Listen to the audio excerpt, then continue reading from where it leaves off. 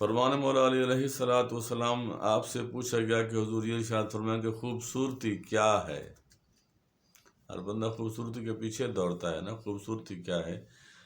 اور خوبصورتی کی اعلیٰ مثال کیا ہے؟ تو مولا علی علیہ الصلوۃ والسلام نے ارشاد فرمایا کہ المرء مخبوء تحت لسانہ، کہ اگر خوبصورتی کا پوچھتے ہو تو سب سے خوبصورت شخص وہ ہے جس کی زبان خوبصورت ہے، کیونکہ ایک خوبصورتی ظاہری بھی ہوتی ہے اور ایک خوبصورتی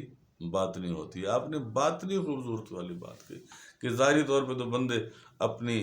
جو ہے وہ چرب زبانی سے بندوں کو قائل کر لیتے ہیں، میٹھی میٹھی باتیں کر کے دل میں چھرے رکھتے ہیں، بغض رکھتے ہیں۔ منافقوں کا جو بہترین ہتھیار تھا وہ میٹھی زبان بھی تھی۔ منافق شخص کی یہ نشانی ہوتی ہے کہ وہ بولتا بڑا میٹھا ہے اور دل میں اس کے کفر، بغض، کینہ پروری ہوتے ہیں۔ وہ نہیں فرمایا جو باطن میں جس کی زبان خوبصورت ہے کہ جب وہ اکیلے میں بیٹھتا ہے تو اللہ کو یاد کرتا ہے، یہ زبان کی خوبصورتی کی بات کی جا رہی ہے۔ جب وہ اکیلے میں بیٹھتا ہے تو اللہ کو یاد کرتا ہے، رسول اللہ صلی اللہ تعالیٰ علیہ وآلہ وسلم پر درود پاک بھیجتا ہے، اور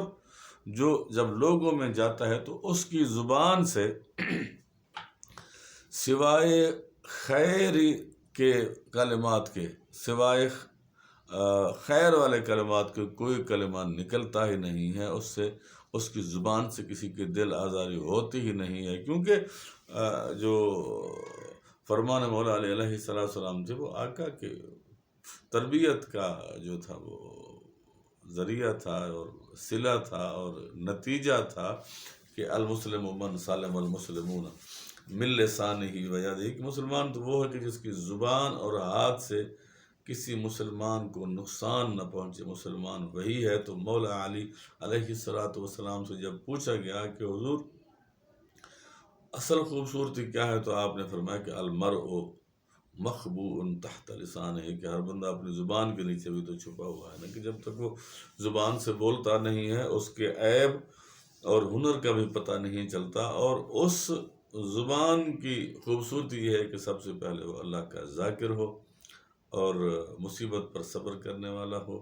نعمت پر شکر کرنے والا ہو، اور جو اعلیٰ قسم کی خوبصورتی زبان کی بتائے گی وہ یہ بتائے گی کہ اس کی زبان سے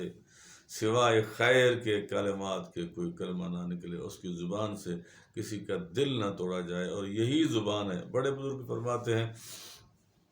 کہ یہی زبان جو ہے وہ بندے کو تخت کے اوپر بٹھاتی ہے، اور یہی زبان ہے جو بندے کو زمین کے اوپر بٹھاتی ہے، یہی زبان ہے جو بندے کو عزت دلواتی ہے، اور یہی زبان ہے جو بندے کو ذلیل کرواتی ہے۔ تو آپ نے فرمایا کہ جب بھی بولو سوچ کے بولو، بول کے سوچنا جو ہے وہ پھر خام ہے، بیکار ہے، فضول ہے۔ جب بھی بولو زبان سے خیر کے کلمات بولو، اللہ کو راضی کرنے والے کلمات بولو، رسول اللہ صلی اللہ تعالیٰ علیہ وآلہ وسلم کو راضی کرنے والے کلمات بولو، اور لوگوں کو بھی ایسے الفاظ سے پکارو، بلاؤ کہ ان کا دل نہ ٹوٹے، ان کا دل جڑ جائے۔ جب آپ نے لوگوں کو راضی کر لیا تو آپ نے رسول اللہ صلی اللہ علیہ وآلہ وسلم کو راضی کر لیا، کیونکہ فرمان مصطفیٰ صلی اللہ تعالیٰ علیہ وآلہ وسلم ہے کہ پوری مخلوق اللہ کا خاندان ہے۔ کبھی آپ نے دیکھا ہے کہ خاندان کے ایک شخص کو اگر آپ تکلیف دیتے ہیں، دکھ دیتے ہیں، تو جو خاندان کا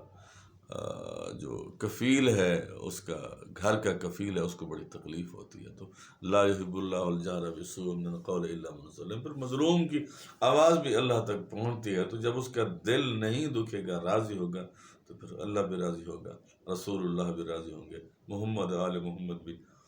راضی ہوں گے، اور آپ کے اس فرمان کے اوپر عمل بھی ہو جائے گا کہ المرء مخبوء تحت لسانہ، کہ ہر بندہ اپنی زبان کے نیچے